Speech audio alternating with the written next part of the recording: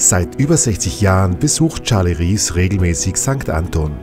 Der rüstige Amerikaner fühlt sich in der Tiroler Bergwelt schon richtig zu Hause und wurde nun vom Tourismusverband für seine Treue geehrt. Ja, ich glaube, es freut sich jeder, wenn einer solche Gäste hat, und wir haben viele Stammgäste und er ist wirklich, sind wir gleich.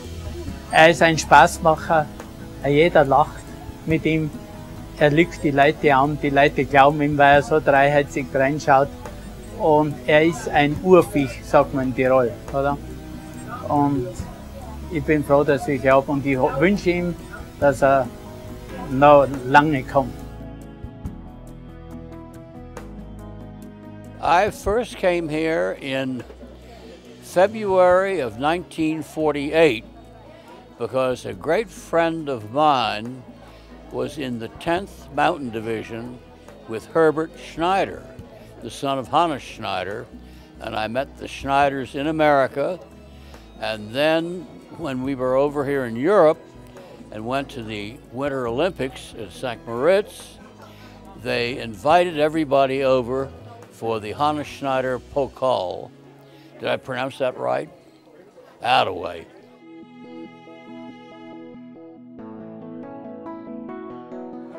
Ich möchte erzählen, da vor ein paar Jahren habe ich ihm einmal gesagt, schau Charly, die Technik ändert sich, probiere mal mit den Skiern ein bisschen auseinander zu fahren. Weil es ist vielleicht ein bisschen von der Balance leichter. Daraufhin hat er einen Wahnsinnszorn gehabt, hat er gesagt, what? I am spending $10,000s of dollars keeping my skis together and now I should have them apart. The hell with it. Also habe ich gesagt, okay Charly, wir bleiben beim alten Stil.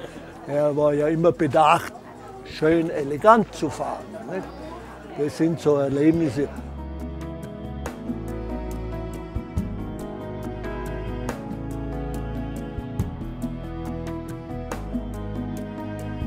One highlight, or one of the lucky things that happened to us, which I tell all the time, is we came over for the races.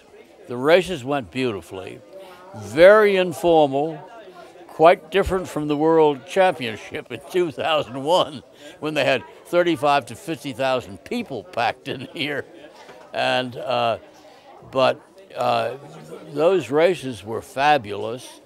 And the day after the races, we all got up, you know, in the morning, and everything was quiet. And we couldn't figure it out. We went up to the ski school. Rudy Matt was the head of it. And we said, what's happened, Rudy? He said, the Galsigbahn is broken. Well, you can imagine a bunch of spoiled Americans. How are we going to get up there? He said, you get in the snow truck, we'll take you up to Christoph, you'll do it the way we used to, you'll climb. And we said, what, us climb? And he said, you get in the truck. and you know, I told the story just today up at the Stammtisch, up at the Seiler.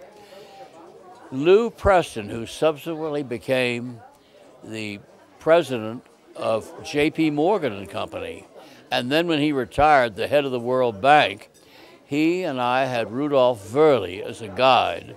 And Rudolf ran the, what's now the museum, you know. And that first day we got up there and put on our skins, and it took us 1 hour and a half to climb up to, oh, bravo. Das ist der Martin. Ja, schon gleich, passt. Ja, hey Ben, der Wein fließt wie Leim. The wine is flowing like glue. But it took us an hour and a half. That lift was broken for a week.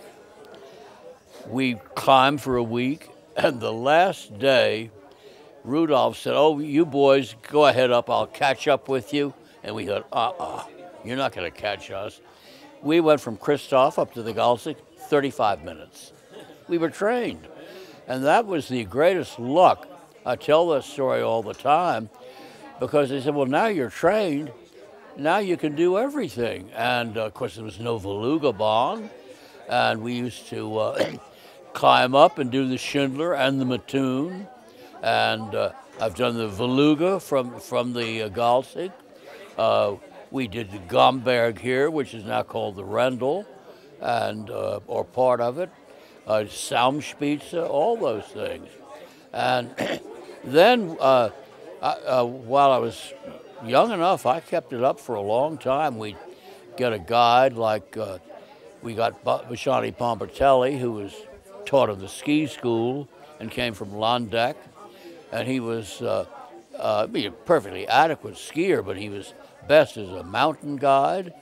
And we did the Ötztaler Alpen with him, 9 days up in the huts. Well, right by the Simulaun hut is where they found Ötzi, And we did the Ortler group with him. As a matter of fact, one of the highlights was the second time I came here, because I was over in Davos with a friend, and I told him, I said, look, we're having a lot of fun, but I came to ski. I didn't come just to go to parties with people from America. So we hired Peter Ettinger, who was a mountain guide, and we came over on skis from Davos to St. Anton, 4 days. And went up from Davos, we went up to Duurboden, to the Grieletsch hut, and the next spent the night there, then went down and climbed up the Piz Sarsura. Then from there we skied down to Souche, and then Peter had a taxi take us up to Guarda, spent the night there. We were lucky because we were there for Kalender März. Have you ever heard of it? Well, I saw it written up years later in the New York Times. It's a festival that really comes from before Christian times. And it's on the 1st of March, and they kind of are celebrating the beginning of the end of winter.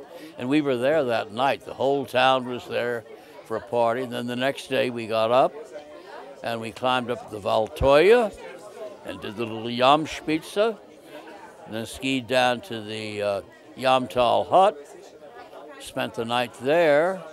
That's the oldest hut in Austria. I think it was built in the 1880s. And then the next day we skied down to Galtur, up to Seineschock, Neue Heilbrunner hut, had lunch, all the way down to St. Anton. Got down here, it was pitch black night.